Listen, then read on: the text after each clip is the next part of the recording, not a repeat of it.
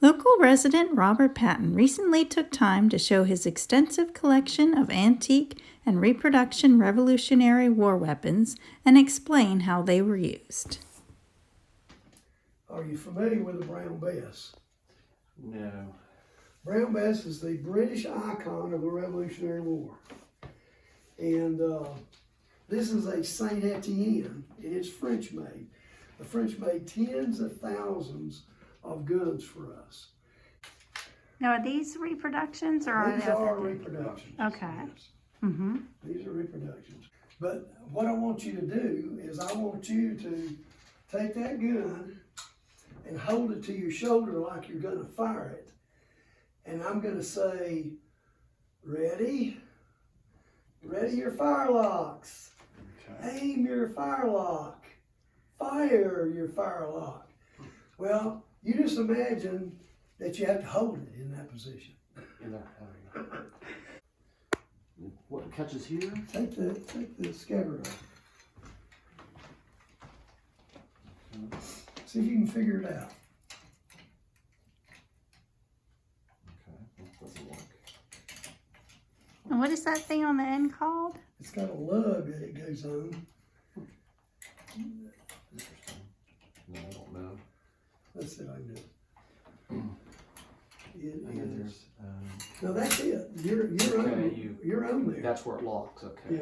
All right. And so, but it It's on the can side. just fall off too. Yeah. So. Yeah, I was gonna say it's quite wobbly. Oh yeah. What But is if I'm that sticky called? with it, it's no longer wobbly. Bayonet. Oh, okay. This is a bayonet. Yeah. Mm-hmm. You got to remember, before we started the Revolutionary War, we were all British. Mm-hmm. And everything we had was just about British. Not everything, but many things were British. And so Brown Bess was the icon. It was all of the British soldiers carried Brown Bess. And so, you know, there were tens of thousands of British soldiers here.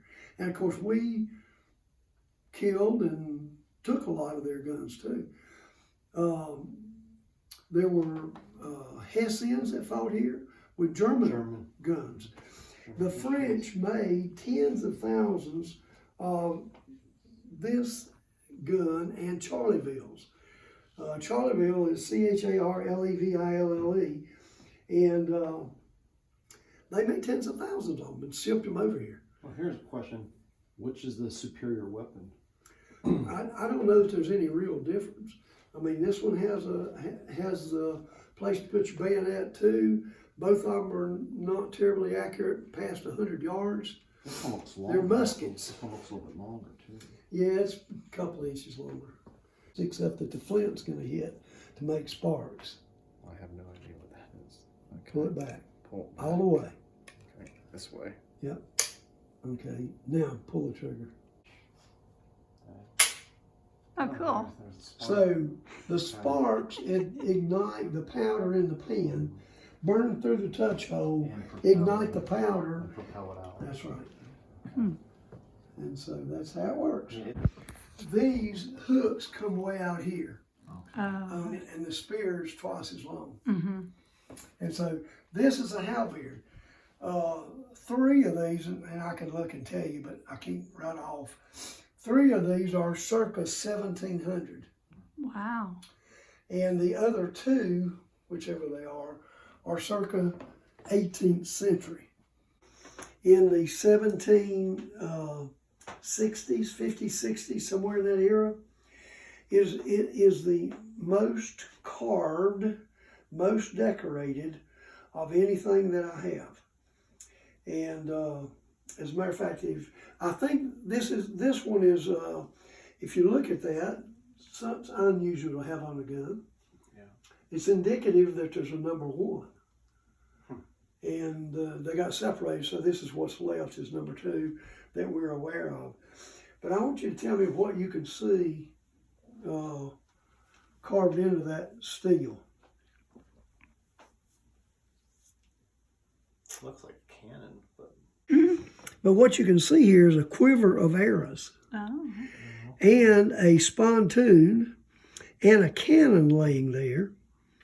And and a trumpet there as well, and a drum. And on this one, I'm going to cock it so you can see this one. Can you see what's there?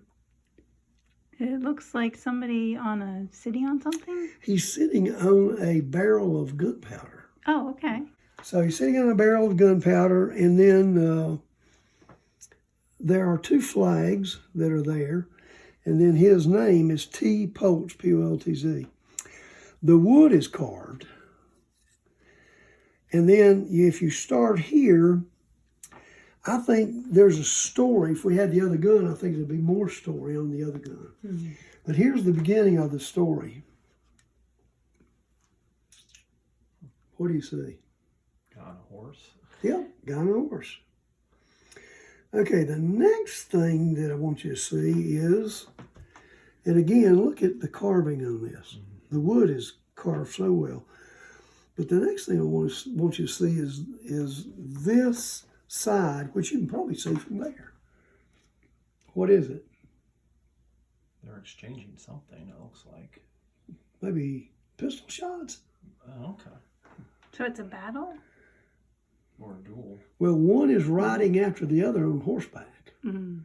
Yeah, So they're both on horseback and they're firing at each other. Okay. Now here is the next step in the sequence. Yeah, one got shot and fallen off. Yeah. Mm-hmm. I know there's a story. Yeah. I know there's a story.